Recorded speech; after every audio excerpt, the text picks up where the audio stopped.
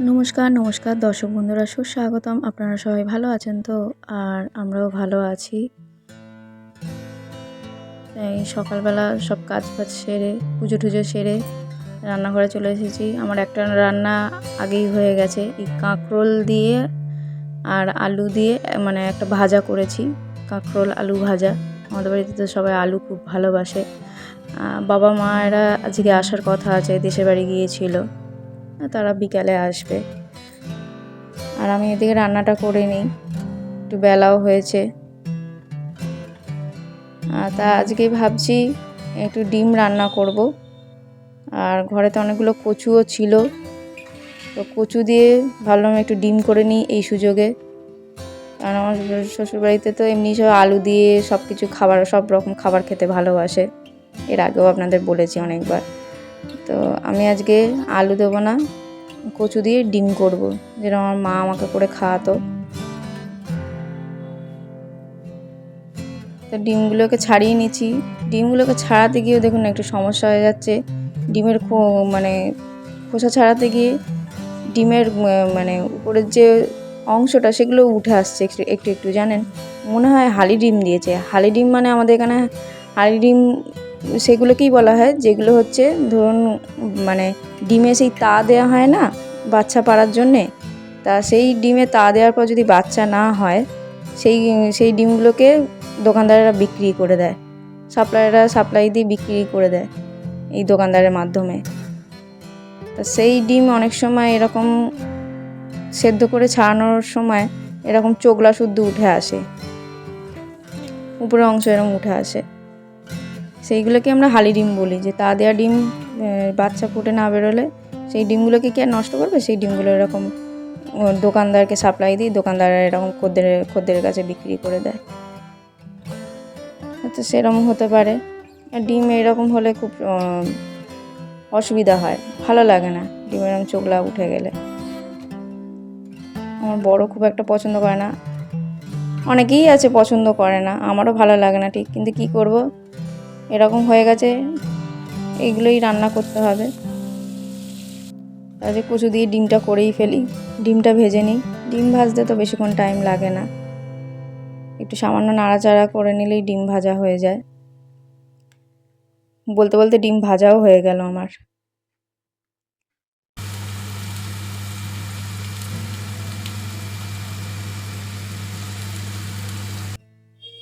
একটু পেঁয়াজগুলোকেও ভেজে নিচ্ছি।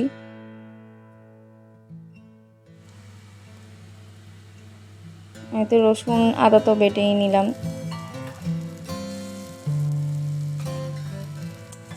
মশলা একটু বেটে রান্না করলে সত্যি তার স্বাদটা কিন্তু আলাদা রকম হয়, খেতে ভালো লাগে বেশ। কিন্তু একসঙ্গে অনেক মশলা হলে একজনের পক্ষে বাটাটা একটু অসুবিধাই হয়ে যায়। তাও তো ভালো, এখন অনেক কিছু সুবিধা বেরিয়েছে, মিক্সার মেশিন অনেক কিছুই এখন মানুষ ব্যবহার করে নিজের কিছুটা পরিশ্রমটা কমিয়ে নিতে পারে। আগেকার দিনের মধ্যে তো মা, দিদা, মামিরা, মাসিরা সবাই বাটা মশলার রান্নাই খেত। তো আমি পেঁয়াজগুলো কষে নেওয়ার পর রসুন দিয়ে দিচ্ছি। রসুন দিয়ে একটু ভালো করে কষে নিলাম, নাহলে কাঁচা গন্ধ ছাড়বে। দেওয়ার পর আমি টমেটো দিয়ে দিয়েছি। টমেটো দেওয়ার পর একটুখানি সামান্য নুন দিয়েছিলাম।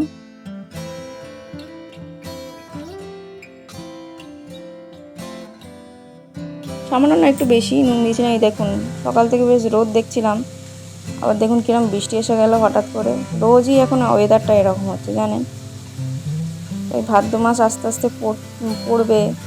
এই ভাদ্র মাসেও যদি এইরকম ওয়েদার থাকে, তাহলে ভাদ্র মাসেতে এই জামা কাপড় টাপড় অনেক কিছুই কাজ থাকে, রোদে জামা কাপড় রোদে দিতেও পারবো না, আর অন্যান্য কাজগুলো সারতে পারবো না।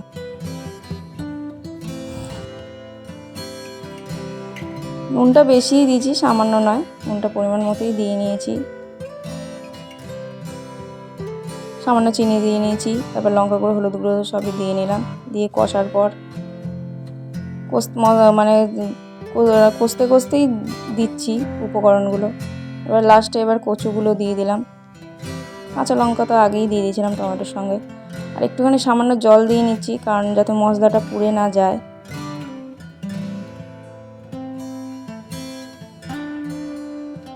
কচুগুলোকে ছাড়িয়ে একটু ধুয়ে নেবেন, রেখে দেবেন। একটু হয়তো হাত চুলকাতে পারে, আমার একটু চুলকা ছিল, কিন্তু ওটা কোনো ব্যাপার না, ভয় পাওয়ার কিছু নেই।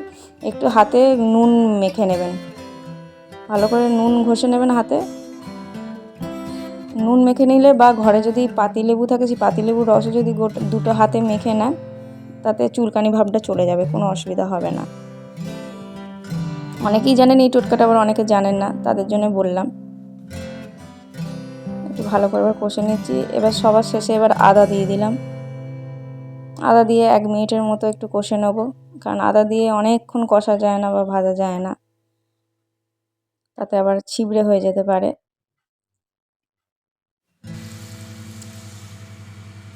এবার কষা হয়ে যাওয়ার পর এবার জল দিয়ে দিচ্ছি, একটু বেশি করে জল দিয়ে দিলাম। এবার কচুগুলো একটু সেদ্ধ হোক, চাপা দিয়ে সেদ্ধ করতে দেবো। তো কাজ করছি, সব কিছুই করছি, জানেন তো মাথার মধ্যে ওই একটা কথাই ঘুরছে, এই চিকিৎসক মেয়েটির কথাই জানেন মাথার মধ্যে ঘুরছে।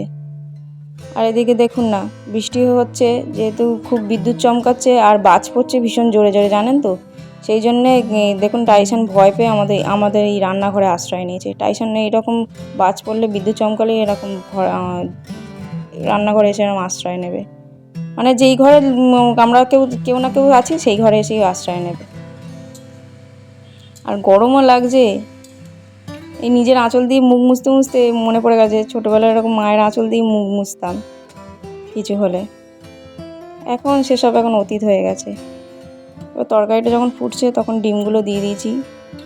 কচুগুলো এবার সেদ্ধ হয়েছে কিনা দেখে নিচ্ছি, হ্যাঁ একটু সেদ্ধ হয়েছে, আর একটু হবে, চাপা দিয়ে একটু সেদ্ধ করতে দিই। আসলে কমিয়ে কমিয়ে একটু তো সেদ্ধ করতে হচ্ছে, ওই জন্য একটু সময় লাগছে।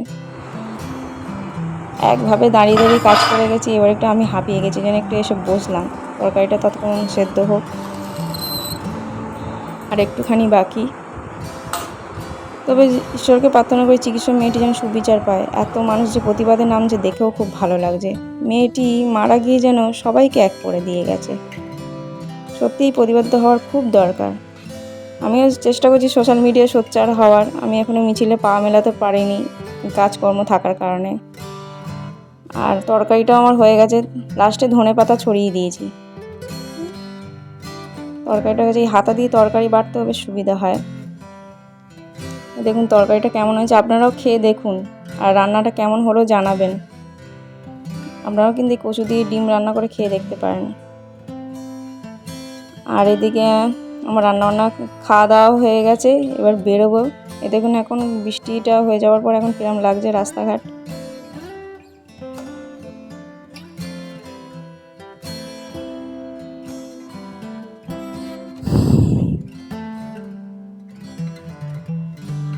যা পরিস্থিতি হচ্ছে সত্যি মাথা ঠিক রাখা যাচ্ছে না, তবে এই পরিস্থিতিটা যেন ভালো হয় এটাই আমরা সবাই চাই।